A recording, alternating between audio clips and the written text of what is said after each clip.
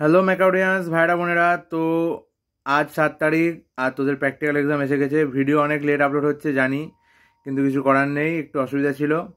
তো ফার্স্ট সেমিস্টারে যারা আছিস সিএসসি ব্যাকগ্রাউন্ডের, মেনলি সব ডিপার্টমেন্টই দেখতে পারিস, ফার্স্ট সেমিস্টারে সব সিলেবাস সেম থাকে। তো দেখে নে তোরা প্র্যাকটিক্যাল এক্সামে কোনটাই কি লিখবি আর কেমনভাবে নিজের নাম্বারটা গেইন করবি, ঠিক আছে?